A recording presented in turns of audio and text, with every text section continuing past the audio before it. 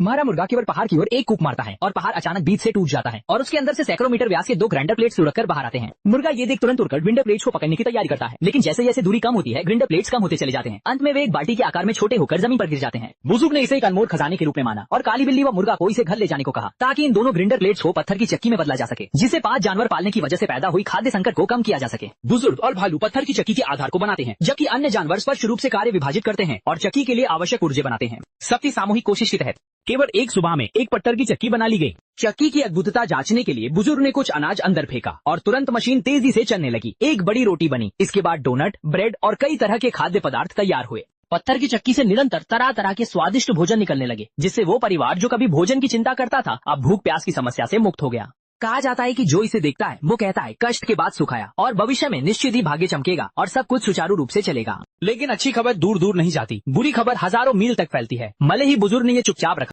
जब राजा आए तो उसने जल्दी से चाट बनाने के लिए पारे का उपयोग करके राजा का स्वागत करने के लिए स्वादिष्ट भोजन बनाया, ये पूरी तरह से समझे बिना कि राजा का आने का उद्देश्य अच्छा नहीं था। जब बूढ़े ने भोजन उसके सामने रखा तो उसने जानबूझकर रोटी फेंक दी और जब बूढ़ा झुका तो उसने तुरंत मेज पर रखे पारे को पकड़ लिया और भाग गया। माँ के खतरे से बचने के लिए उसने मुख्य दरवाजा भी बंद कर दिया ताकि बूढ़ा लकड़ी के घर में भूखा मर जाए। सौभाग्य से कुछ समय बाद जानवरों ने बूढ़े की मदद की आवाज सुनी और मिलकर उसे बचा लिया, लेकिन बूढ़े के मन में बहुत पछतावा था और उसने जानवरों को बताया कि पारा राजा ने चुरा लिया है, जिसे वापस लाना जरूरी है, अन्यथा बिना पारे के वे आने वाले सदी में बच नहीं पाएंगे। बड़ा मुर्गा आगे आया। उसने खुद को आगे बढ़ाकर कहा कि वो चोरी किया गया पारा जरूर वापस लाएगा और बिना किसी संकोच के राजा के किले की ओर उड़ गया। लंबी उड़ान के बाद बड़ा मुर्गा आखिरकार राजा के महल में पहुंच गया।